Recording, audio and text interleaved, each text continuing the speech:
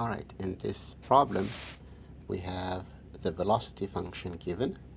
So the velocity function in meters per second is given for a particle moving along a straight line. So the velocity is t squared minus t minus 6, and the interval is from 1 to 5. We want to find the displacement for problem number A. Number B, we have find the distance traveled by the particle during the given time interval. So this one just is asking for the displacement. Where was it at 1? Where is it at 5? And so what's the position difference? And that's what we want. And for the displacement, it's fairly easy.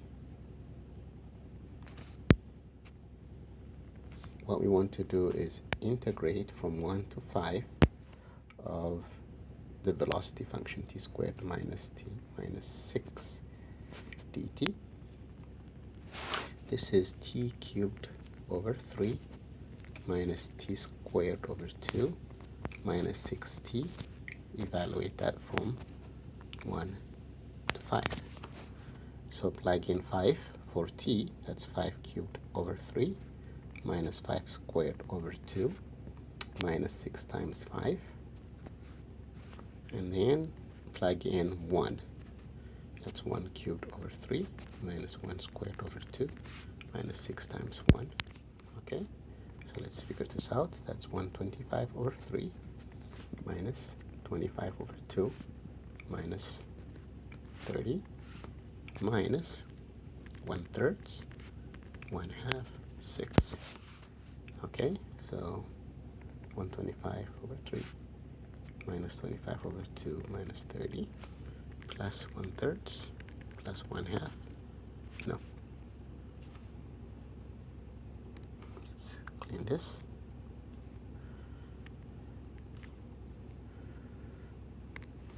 This is minus 1/3 plus 1/2 plus 6. Okay, that gives us 125 minus 1 is 124. 25 minus 24 over 2 minus 30, that's 24. This is 12. 12 times minus 24 is 36. So it gives you 124 over 3 minus 36, or 124 over 3 minus 108 over 3. And this gives you 16/3. So the displacement is of the object is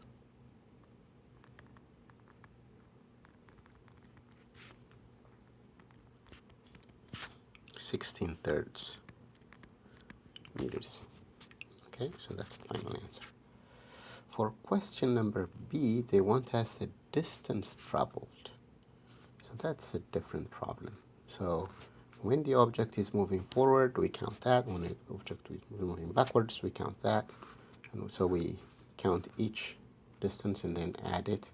That's the distance traveled. So for part B, what we need to do first is set it to 0 and solve so that we know each section when it's going forward, stop, and going backward, stop, and going forward, stop, and this and that. Okay, so let's set the velocity function to 0, meaning that we have t squared minus t minus 6 equals 0. This is the same thing as t minus 3 times t minus plus 2 equals 0. This says t equals 3. I wish I had undo button. All right, see. Okay, so that's t equals 3 or t equals minus 2, but minus 2 is not in my interval. My interval is from 1 to 5, so I'll just delete this and only look at t equals 3. So what I have is from 1 to 5, and there's a 3. So possibly going forward, backward in the first interval, and possibly going forward or backward in the second interval. And I don't really care at this point to figure out whether it's going forward or backward. I could stick a number between 1 and 3 into the velocity function and find out if it was positive or negative, but I don't have to do that. But what I have to do is integrate from 1 to 3 of the velocity function, t squared minus t minus 6 dt, and save that, and then integrate from 3 to 5 and save that. Whenever I have a negative, I'll erase it and make it positive, and then add the 2. Okay, so that's t cubed over 3 minus t squared over 2 minus 6t, evaluated from 1 to 3. So what I have to do is plug in 3 and then subtract, plug in 1. I've already calculated that, and I'll tell you the answer here. So you plug 3 in for each t, just like I did here, okay?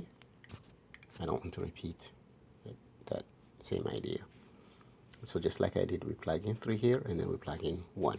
So that would give me minus 22 over 3. It appears that the object is going backwards the first 2 minutes of the time, from 1 time equals 1 to time equals 3. It went backwards this much distance. The next, from 3 to 5, t squared minus t minus 6 dt. It's probably going forward because the net distance is 16/3. But in any case, I'm going to calculate t cubed over 3. T cubed over 3 minus t squared over 2 minus 6t. Evaluate that from 3 to 5. So plug in 5, just like here, and then plug in 3 instead of 1 like here, okay, and subtract. And that gives you 38 over 3. So this was, so the first, from time t equals 1 to t equals 3, went back negative 22/3, that's 7 1/3 meters. And then from time t equals 3 to t equals 5, it went forward. How much? I think it's 12 2/3 of a meter went forward, 38/3 of meters, okay? So that's why, all in all, it went 16/3. But the distance traveled now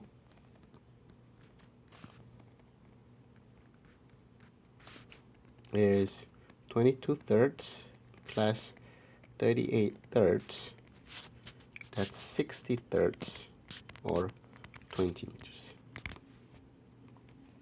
And that's the final answer. So distance traveled, so to find the distance traveled, set the velocity to 0 and solve it, and then collect the t's that are between a and b, and then integrate each subinterval. So divide the interval from 1 to 5 in this case, and there is a 3 here, so divide the interval into however many subintervals, integrate each subinterval, integrate, and then save the values, and then put them in absolute value, meaning just erase the minus signs, add them up. That gives us the distance traveled.